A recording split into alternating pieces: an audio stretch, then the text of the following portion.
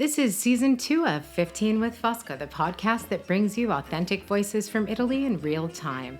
Become a part of our community by subscribing and stay right where you are to hear inspiring personal stories from Italians and expats alike, conversations about the current scenario, and to unpack together the intricacies of Italy and Italian society and culture today.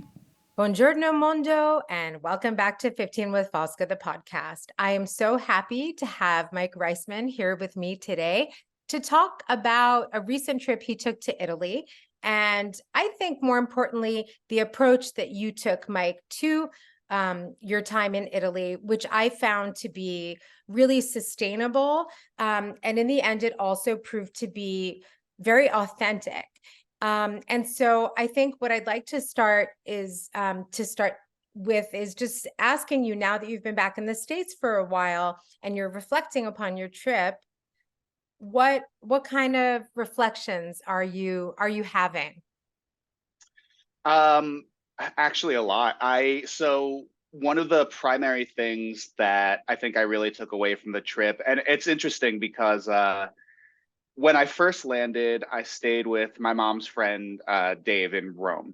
Mm-hmm. And one of the first things he said to me when we got in his car from the airport is he was kind of starting to explain how just the lifestyle is very different and just how the expectations of not only the way a person's day plays out, but the expectations of sort of the society you're in on a person are very different in Italy versus in the US.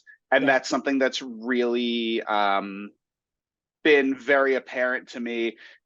I think having the bookend of sort of actually being home for a little bit and re-experiencing that now after the fact of my trip, that in particular has been really striking to me, I think. Yeah.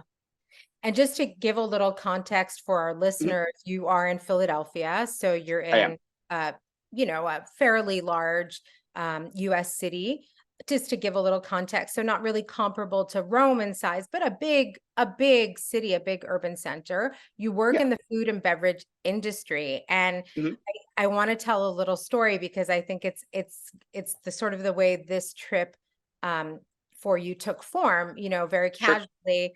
I'm at your bar. I'm at Vernick in Philly, and we had a beautiful dinner, and I had a great cocktail, and then at the end of the meal, you surprised me, and you served me a grappa, and we Mhm. said an amaro. I'm sorry, it was an amaro, Yes, it and I'm was. sorry, and I think you gave a grappa maybe to Ben. I don't remember, but anyway, I I love amari, and I Mhm. remember I casually commented to you.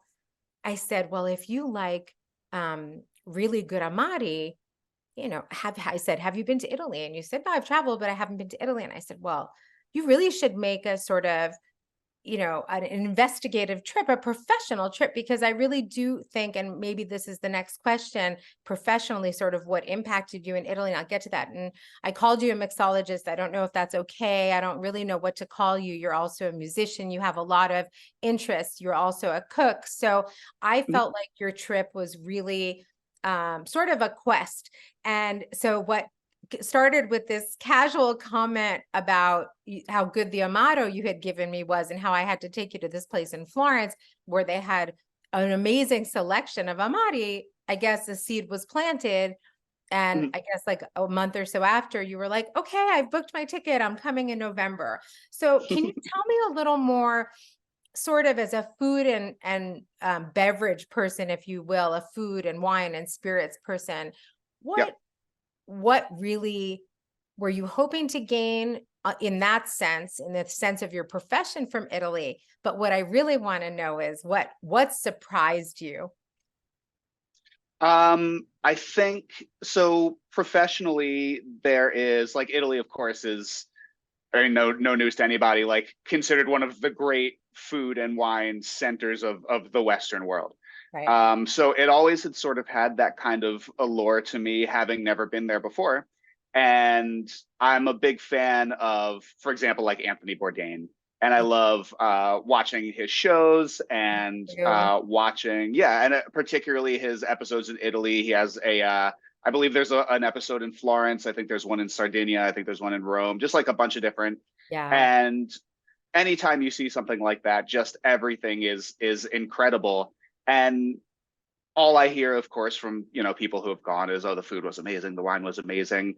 And as a person who very literally studies all of that for a living, Yeah. it seemed kind of a disservice to myself to not be experiencing that firsthand. I It was agree. And something, yeah, I agree wholeheartedly. And I encouraged you to come because I was like, you need to come. I mean, that's part of, yeah, I think that's part of your professional development, if you will. I hate to use such like an HRE term, no, but but it is, how can you not? Like, it's just opening your horizons or broadening your horizons, opening your eyes and your palate yeah. and whatever. So tell me more about what you found. So I found uh, everything.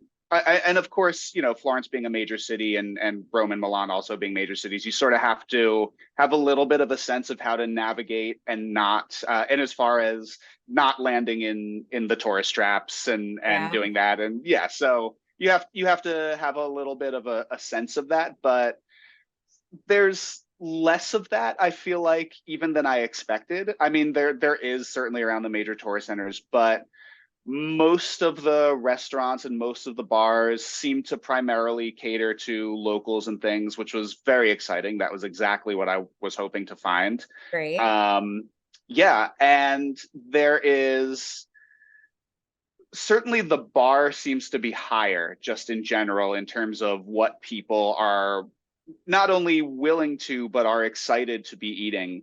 Mhm. I feel like sometimes the quality and the care and things that seem to go into the food and the wine in just any old little restaurant in Florence is in the US something that's often seen as like, well, this is like a special thing. This is like a Yeah. really great, yeah. Mhm. This is very, we love to throw the word authentic around, even though it's a very loaded sort of term. But Yeah.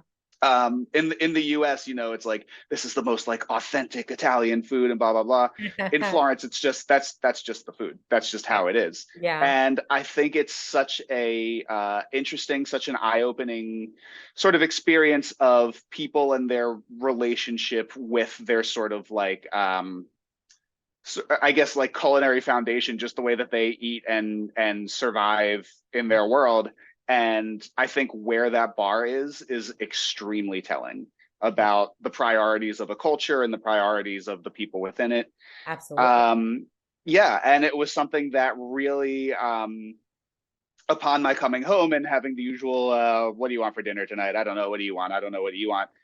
The idea that the options are so the bar is so much lower is kind of it's a little sad, honestly. I Mhm. think for us too, that kind of meal is often it can be unapproachably expensive for many people of that sort of quality and of that sort of care. That's like a special night out, whereas in Florence and Italy, generally, that's just like that's what's there. That's what Right, everything that can is. a normal trattoria or an osteria, just sort of like a family Totally. run, Yeah. normal kind of really casual trattoria, and you can have unbelievable meals because it's just, I mean, I talk about this all the time, but you have the quality of the the quality of the ingredients, and Yeah. especially here in Tuscany, the cuisine is quite, it's called the cucina povera. You hit on a few interesting points, and so you're going to Mhm. have to talk about the word authentic because I'm going to get Yeah. to that in a second. But what I like is that you you observed so eloquently and you related to our listeners so well, um, this cultural heritage that Italians have, that, well, it's so rich, but on, that relationship with food, the Sure. relationship with wine. And I think it is something you have to experience and see, Mhm.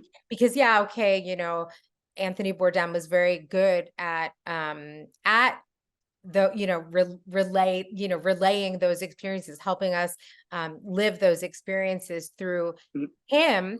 But when you're really living it yourself and you're tasting those things and you're witnessing those connections and those relationships, that's when the cogs start to turn.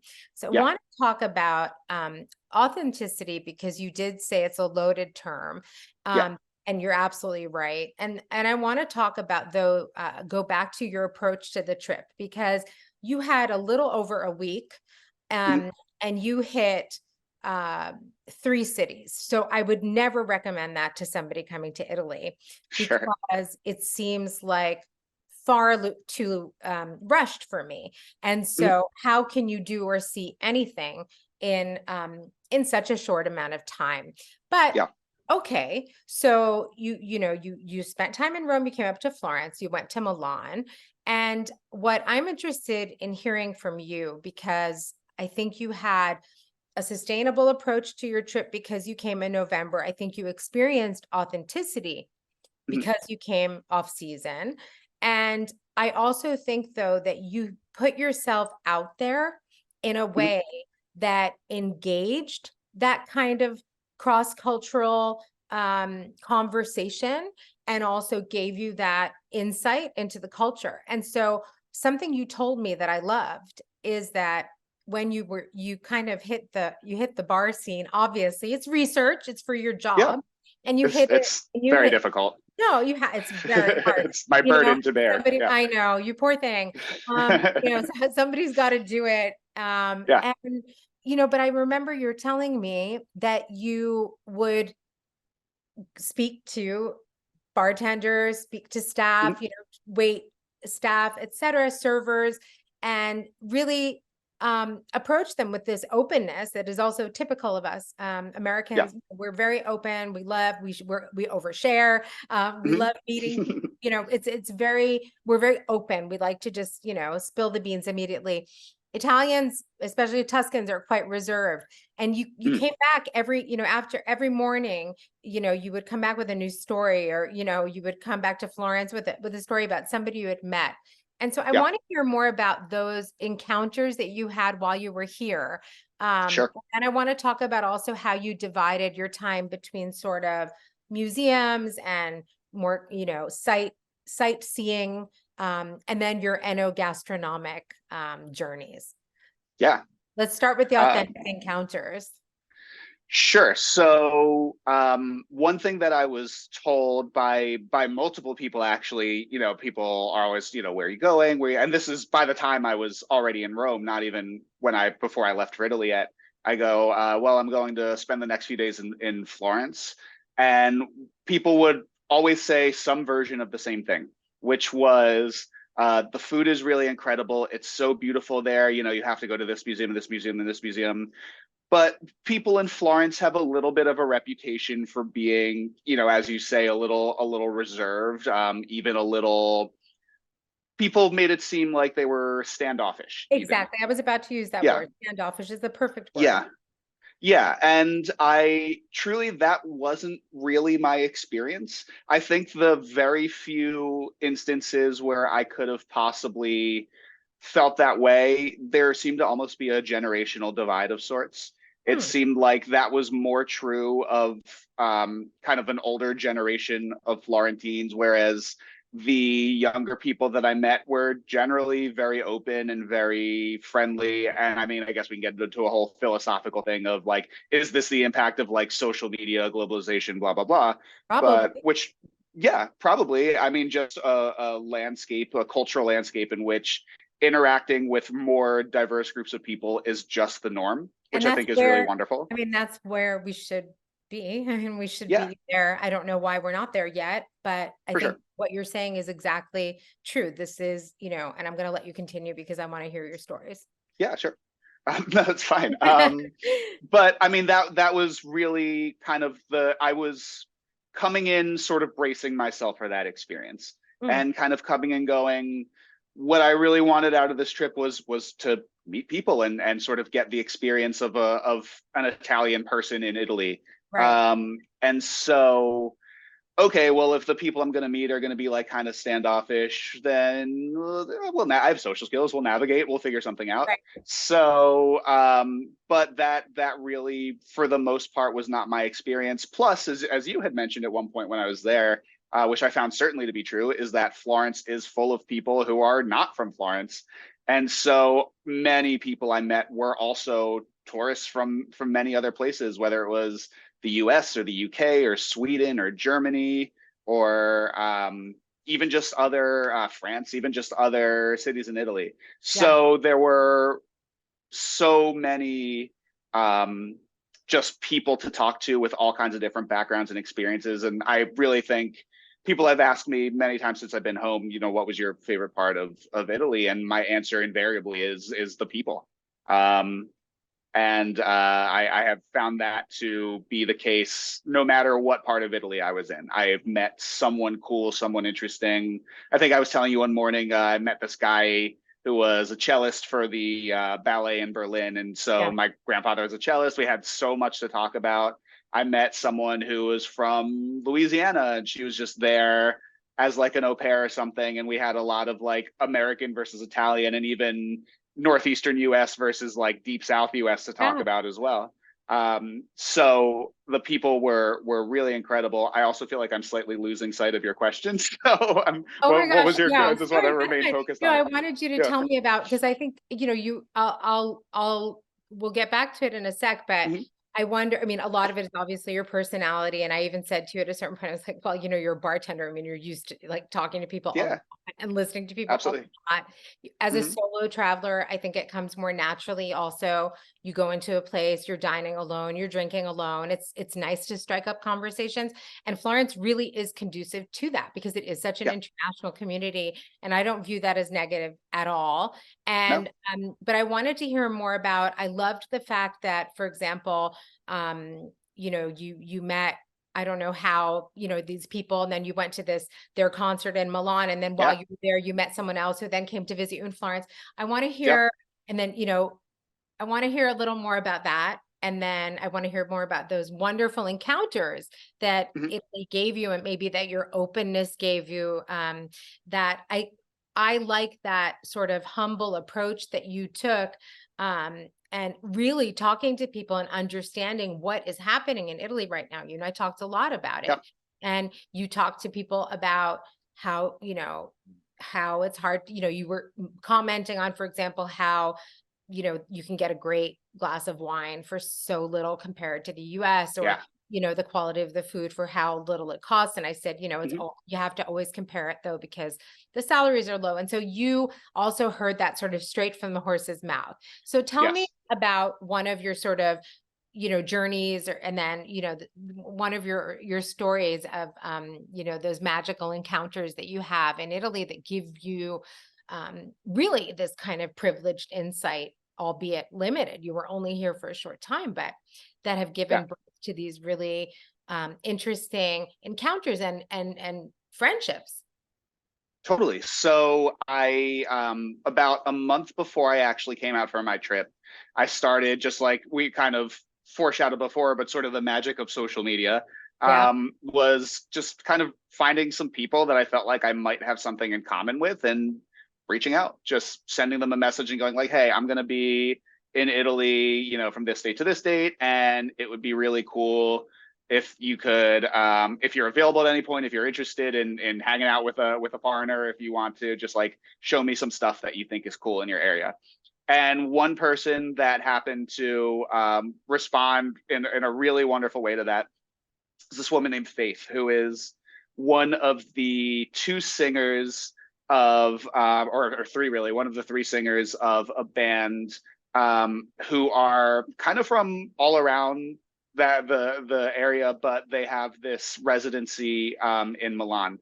And Okay. so her and I get to talking. She's like, she's obviously a musician, and I'm a musician. So we're talking about our experiences doing that. We're sending each other like our Spotify playlist. Like, this is kind Right. of the music I like. This is what I'm writing.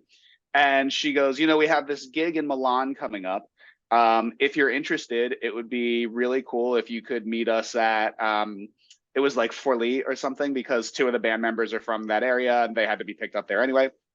So she goes, if you take the train to there, we'll pick you up. You can hop in the van with us. We'll drive up to Milan and you can come like hang for the gig.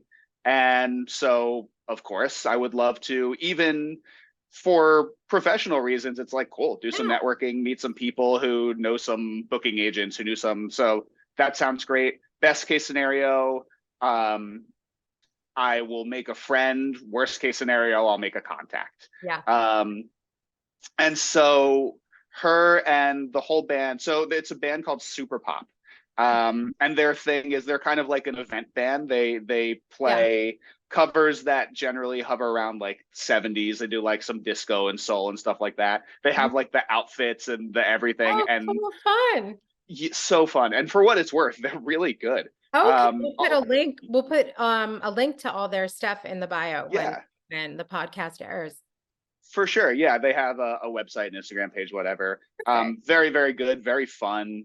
And anytime I've been doing music for a very long time, and anytime I meet a random musician in any random place, like I feel like everyone sort of plays an instrument, and I'm always kind of bracing myself for like, okay, like Yeah. it's we're both how invested truly how I'm hesitant to use the word good, but like No, I know what am I you're going to be sort of suffering through this? Yeah. saying. They were really good. Like genuinely good, not just like good for a random person, but legitimately good. But they were also, Um, the venue was like super fancy. yeah, it was the Westin in Milan, so it was like kind of a fancy hotel, and there is a bar in there that they sort of like clear out and make a little stage for. And for first of all, they packed the room. Like people were excited to see them, which is really cool. And so Faith and the rest of the band, right off the bat, I am as much of a stranger as a person could possibly be. Yeah. Literally from a different country, we have nothing in common aside from a random like few social media interactions. Right. And just the warmth and openness and excitement of these people to be like, yeah, random stranger who we don't know from Adam, like get in our van with us. We'll go on a 3 hour car ride with you. You didn't And tell me about that though, because I would have yeah, worried that you just yeah, like, yeah, yeah, I yeah. realized you totally didn't tell me that you went to Fort Lee. So you actually went to a fourth place. Kind of. I mean, I was Kind just of. there to I get mean, picked no, but up. it's Yeah. just funny because you told me we were going to Milan. I was like, oh, he's taking the Uh-huh. fast food to Milan, and and okay, so Yeah. you got in a van with these random strangers, and you went from Fort Lee to Yeah. Milan, and you had this amazing experience, and you go to this beautiful concert, and then Hmm. And well, before I get to the end, then I feel like it's worth adding a little asterisk to all this, which is I did do like as much kind of detective work as I reasonably could to make sure I wasn't getting myself into like a dangerous situation. yeah, because Uh, like uh, you know, yeah. yeah. Yeah. I don't know these people, but Human like trafficking, I, unfortunately, is real. I mean, I don't for know. sure. But I Yeah. would Yeah. have been a little concerned if you had told me. So you did a Yeah, but I authenticated all of this before I agreed to anything. good Like job. this is a Okay. real band. They're actually performing. They actually have a gig Okay. at this place on this date. Yeah. So Okay. it was I felt good enough about it. Okay. But so anyway, we get to the gig. They're setting up, they're playing. I actually went back to my hotel while they were sound checking and stuff and just like took a nap really quick because I this is like day I don't even know, but it You was never early in stopped. the trip and You never stopped. I don't know how you did it. yeah. I had my little naps in between. Basically, is kind of how I managed to do it, and Your just disco powering nap. through. Your Yeah, disco nap. basically, Yeah. that's exactly what it was. But so in between, I had spoken to somebody else in Milan who was a bartender also, and I'm like, okay, so Super Pop show is going to start. It was like 9 something or Mhm. whatever. I had some time, so this other person I met, her name is Sylvia, and she's a bartender. Um, and we got to obviously have a lot of common interests of like spirits and cocktails and just Oh, service and good, food and good. things like that. Yeah. So she goes, I work for this club in Milan that is sort of it's kind of like a members only situation, but I'll put you on the list if you want to come visit and grab a drink and like say hi. So I go, okay, I have an hour to kill before I have to be back at the venue for the show, so let me stop in. Cool. Yeah, went in there, grabbed a couple drinks, met her and one of her coworkers. He was like the head bartender of their situation there. What's it So like? sort of Easy?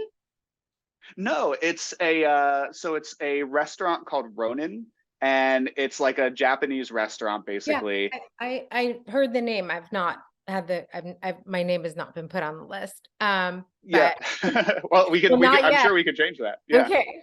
We'll talk to Um Sylvia or tell me more. yeah. So you're there and you having a couple of drinks, talking to Sylvia, talking to the head Yeah. bartender. Yeah, so that's all great. We, sort of like established kind of a some commonalities and a rapport. And then I go back to the show, Super Pop are playing, and right before they go on, there's a guy in kind of their little green room setup. His name is Fabio. He's not necessarily a musician himself. Like he does play, he can sing a bit, he can play some guitar, but he's really a photographer. And Okay. like like we dudes with long hair and slightly grungy vibes managed to find each other, I guess. And so we get to talking. What's that? That was funny. Oh yeah, but and so he goes, "Oh, you must be a musician," and I'm like, "Yes." Is it everything about me that gave that away? And we get to chatting, and we just like we're talking about a lot of. He's very into like 80s metal bands and stuff, which I like a number of also, and so we're getting Oh, like really fun. excited about these like obscure bands. And so it comes this was the night of my birthday as well, so it comes out that it was my birthday, and like he's super excited. He's just like a fun, outgoing guy. And he's like, "Well, we have to get a beer." And I'm like, "Okay." So fine, but like I'm excited to meet my new Italian friend, but I'm buying. So of course it's like, well, I buy us a beer, and then he wants to buy the next round, and I want to buy the next round. Right. And then so we're friends immediately. And Love that. yeah, and then there's this woman there named Andrea who I honestly don't even know how we started talking. Just the three of us, me, her, and Fabio. But she winds up kind of joining our little like circle of like buying like beers and shots and things back and forth. And so the three of us, like the band, had this long drive back home. So after their show, I was talking to Faith for a little bit, and she goes, "Yeah, we have to drive back tonight because we got to drop these guys off in Fort Lee, and we got to drop people wherever." So okay, they're going home. It's like for me, still relatively early in the night. It's probably like 11:30, midnight, something like Okay. that. And so they have to drive home, but Fabio and Andrea are like, "We're gonna keep hanging out. Why don't you like come hang out with us?" And we spent the entire rest of the night just like hopping to bars and clubs and wherever we could find. We were at Andrea's place briefly, or I'm sorry, we were at Fabio's place briefly.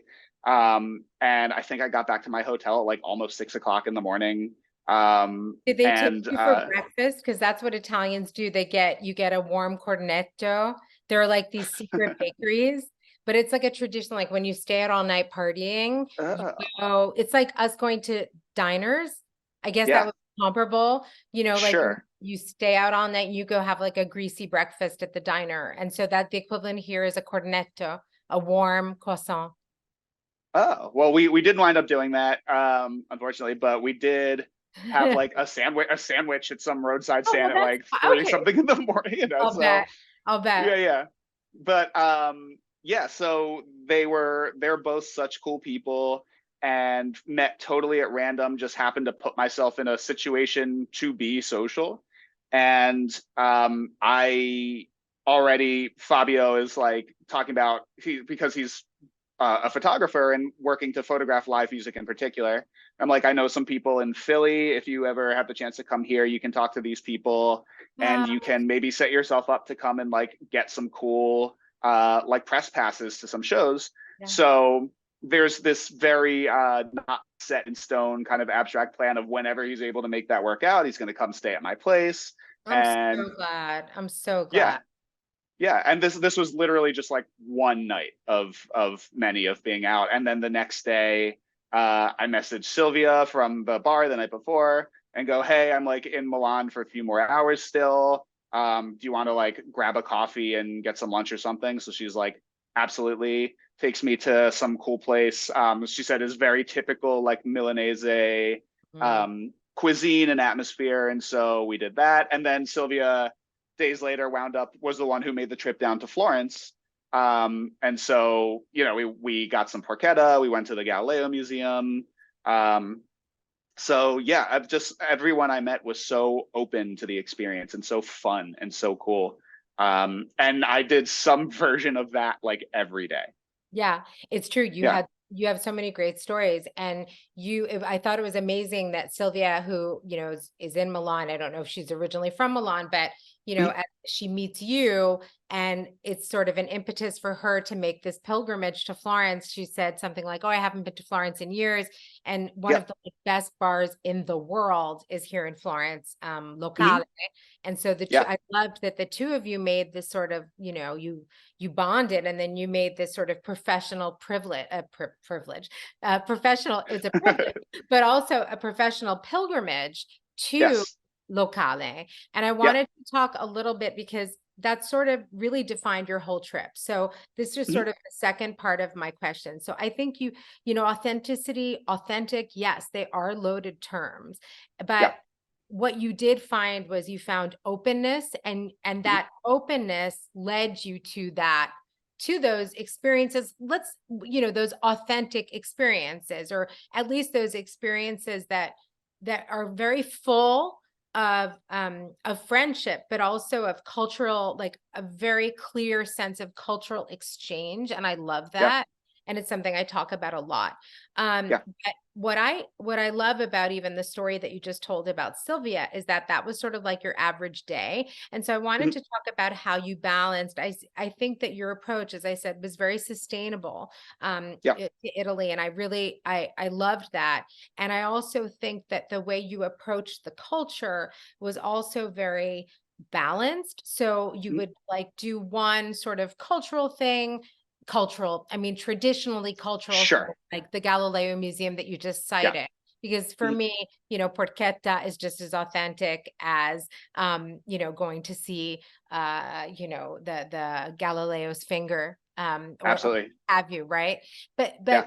So, and then you had these nice, um, adventures also. And, I had given you sort of a basic notion. I said, well, you should really try, to do this or to do that. But you Yeah. had so many adventures that you ended up sort of being led on I don't know, let's say on some kind of a magical journey within the country. So I want to ask Yeah. you, um, of sort of the things that you saw or the things that you experienced, let's say aside from these lovely encounters that you had with these new friends and collaborators or what have you, what really stuck with you from Italy? What really stuck with you? Like when you close your eyes, what do you see or what do you taste? Um, so much. It's this weird sort of when I reflect back on it, sometimes I have this sense of like in Star Wars when they like kind of go into like hyperspace and then it's this like weird sort of array of lights. Like it almost feels that way, but instead of an array of lights, it's just like flashing scenes of like the center of Florence and like a plate of tortelli and the center in Milan and there's like all of that stuff and it's just this kind of like slideshow of sorts that is moving in 3 dimensions. Yeah. But I think for me, I was really struck by Florence in particular, especially as you're, I mean, really everywhere, but in particular when you're in that sort of like Ponte Vecchio area, there is something that feels so. I guess, for lack of a better word, it feels so Italian. It has so much personality. It has Yeah. so much like so much of its own sort of footprint. Yeah. The everything from like the architecture to the streets to the way the people around you are dressed, which by the way, the people are dressed incredibly. I I know, felt like such a especially in slob half the Milan. time. I noticed like the first, I noticed that you were like, I think like day two, you kind of Yeah. spiffed up a bit more because you realized Yeah. that here people, like, they don't mess around, Oh especially in yeah. Milan. But no, I mean, Florida, everywhere, everywhere. Yeah. Um, so yeah, Yeah. so Oh just no. come on. Sorry. Yeah, no, that's it's fine. But I just be like walking around somewhere, and like there are definitely people in like jeans and hoodies and sneakers. But at least a few times a day, you just like catch a glimpse of somebody and just go, "Damn, Yeah. I need to step up my game." Um, but yeah, but that I think is that sort of that part of that quote unquote authenticity that I was looking for is just being because there's a feeling of I guess there's something almost Disneylandish about the experience, in that when you go Yeah. to like places in downtown Disneyland and they have these like curated set pieces that look like different parts of the world, but so you have that experience of being in that, and it feels so different from what I'm used to seeing, except that it's real. It's the real deal, and there's a certain seasoning to it that makes it feel that way. It has so much more weight and so much more power to it that way. But Yeah. I think just like that downtown area where the buildings are so old and they're so particular in their style and they're all beautiful, we just don't really have anything like that here. I think, I mean, the US, Philly even being one of the older cities in the US, it's just not old enough to have developed that patina Yeah. that a really hundreds and thousands of year old culture like Italy has had the chance to do. Obviously, and it's Yeah, but I think you really got you got it, and it's it always goes back to the aesthetics and to beauty, and when you see that and when you live it every day, it yeah, does change I think it does change your approach to the world, or your yeah, attitude, what have you. So I have like a couple of things that I'm curious about still. sure. One is I want to put you on the spot a little, and I Mhm. want to know what was the best thing you ate and what was the best thing you drank. And I mean, Oof, it doesn't need to be it's so hard. a drink, like it can be a Yeah, cappuccino, but I know you don't sure. drink coffee. It's true. Which, but I'm still, I get it. Um, but in Italy, it's hard because like the coffee is so good here. I was so sorry that you aren't a coffee drinker, Yeah. because the coffee is so good. So best thing you ate, or thing that you sort of that surprised you or whatever. And the most interesting thing that you drank. Go. Yes. So I think eight. There are a few different answers. The horrible burden of having everything I'd eaten being so good. It's a really difficult choice, but a couple things stand out.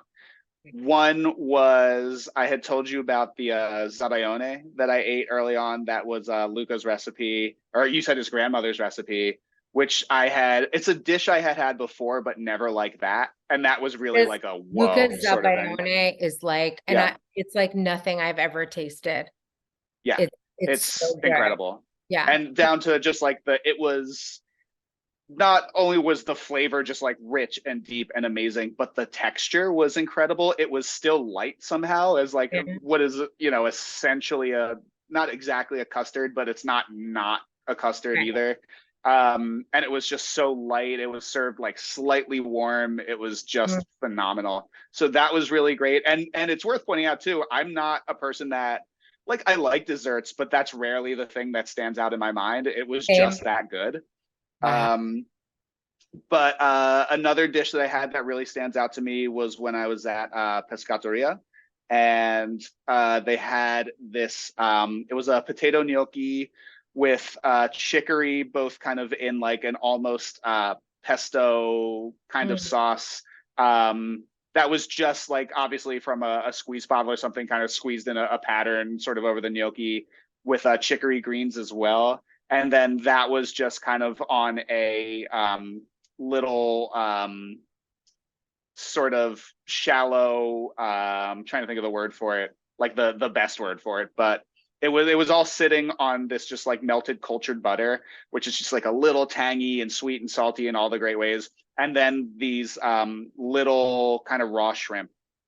So this little shrimp crudo, potato gnocchi, chicory, and that was just incredible. That dish was amazing too. Um, and then in terms of things that I drank, um, all the wine was incredible. You kind of mentioned this before, the way that the wine, someone will go, "Where's this wine from?" And someone will point in a direction and go, "It's from over there," which Right. is just, it is Like so through the great. hill, over the woods and through the hills, but Yeah, yeah, but that's the beauty also of Florence, is that we're literally yeah, like, well, not, I mean, not only because that's not fair, but Florence is really it's this amazing proximity to some of the best, winemaking areas in the world. And of so course. people really do say, oh yeah, it's from like right over there, basically. Yeah, Yeah. yeah. And like 5 or 6 euros, which you know, we were talking about the economy there and stuff, but like especially working in that industry in the US, I know what that costs over I here know. and how those things are priced, and it's crazy. I know. I mean, I understand it from a purely just like we're a business, we got to make money sort of way, and it is yeah more expensive because it's imported, et cetera. But like just that you have access to that in such a casual way is something that I really think is part of that sort of fabric that forms the way that people live and eat and drink. It's just less accessible here. I And agree 100%. And it's this, I yeah, say it all the time, and it's the food and it's the wine, and yeah, it's sort of like a basic right. I mean, it's yeah, literally like a basic right. I look at it that way. So yeah. we're coming a little to the end of our we're coming a lot to the end of our conversation. Sure. Uh, and I still have a couple of questions that I want to ask you. Yeah. First of all, you haven't, I mean, you said all the wine, but is there Hmm. anything that, for example, any taste, like that either that you'll bring back with you, either for your drinks or for your culinary creations, because you are also you definitely define yourself as a cook as well. But so is Yep. there anything that you thought like, oh, I want to try to replicate this? Or for example, the gnocchi dish that you just described, of course Hmm. you can replicate it, but it's not going to taste the same because, Sure. and and that's just like, that's a fact. I don't know how to negotiate it. I don't know how to get around it. I eat very Yeah. well when I'm in the States. I'm sure you do too. And it Sure. costs a lot of money to do so, Yes. whether you eat at home or whether you eat out. And here, thankfully, at least for now, but I mean, like things are getting, things are changing here as well. Of course. So I just want to know if there is something that really impacted you that might impact your work as well, your Yeah. creations. Yeah, for sure. Well, so interestingly, in a lot of the bars that I went to were kind of cocktail bars, and that sort of like pre-prohibition style kind of cocktail, what we would now call like craft cocktails, Right. is kind of an American thing.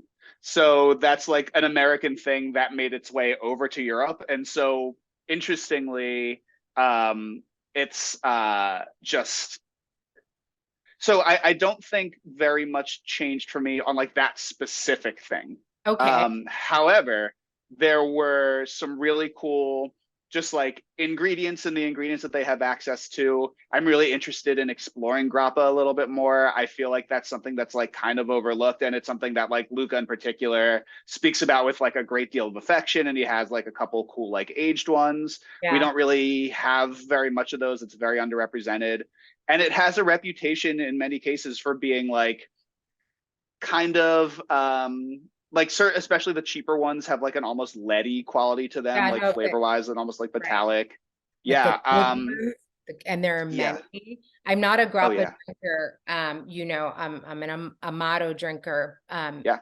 But since I met Luca, I really my whole world has been opened. I don't drink it very often still, but Mhm. obviously in the Veneto, it's extremely common, and Yeah. so it's very common in our house as well. We have some very good bottles. He gave you something to taste, I hope, or you guys just drank whiskey He that day, or no? we drank whiskey. I didn't have the chance to taste the grappa, but you know, I Okay. also that particular day was on a very short timeline. Yeah. Um, but and speaking of, him and I had a really nice conversation in the car on the way to the train, such that Right. we were like able to, because doesn't He speak a told lot me, of English and I speak right. basically no Italian. Yeah, He told me that you but managed to communicate, and I think that speaks a lot also about Italians in general, that they yeah, are obviously your generation, most people do speak English, but mhm, you know, look, it it depends when you yeah, get depending on the age and stuff and people's life experience. But Italians always manage to communicate somehow. So, yeah, final question for you. yeah. Um, do you want to come back? What's next on your list? If you come back, where do you want to go, or where do you want to go back to? Yeah, I would get back on a plane tonight if I if I was able to. Absolutely, I want to come back. I and beyond just like wanting to for funsies, but I kind of have to a little bit. There's so much more of the country to see. In Yeah, that conversation Luca and I were having, he talks about Veneto, where he's from, of course, with a great deal of affection, he's and extremely sort of proud. Very proud. Yes, Very very proud. proud. And Rightfully so. yeah, yeah. And he was telling me that next time I'm in Italy, I have to see the Veneto, and I would love to do that. And he told me about three different regions. The first one he said, I actually don't remember which one it was, but he was basically sort of talking about the culinary nuance of them. And he says that whichever the first region was, that the cookbook from this region is like this, and his hands were very close together. And he says the cookbook from Florence is like this, and his hands were slightly further apart. And he says the cookbook from the Veneto is, his hands were. So he was basically telling me that that if I really want to experience Italian food, that I need to do that. So that, and also more of Southern Italy is on my list for sure. Yeah. I think too, and as I know we're getting low on time, that there, as we're getting to the revelations portion of the conversation, I think one of the biggest revelations and one of the things that really really stood out to me in a powerful and a poignant way is the power of just like the word yes. Just like I'm going to, well, whether explicitly said or just implied by an experience, but I'm just going to do a thing, and someone's going to go, hey, I know this place, and I'm going to go, yeah, let's check it out, let's see what that's all about. Or someone wants to strike up a conversation, and I am like, yes, let's talk, let's get to know you, let's, whatever. And every time I said yes to a person or an experience, which was almost all of the time when I was there, was Yeah. with one exception only, because I just couldn't logistically make it work. I remember, because you would have Yeah. gone to a fifth city at that point. Yes. Yeah. But and so that was, and I'm like, I kind of wish I went, but I understand why I didn't.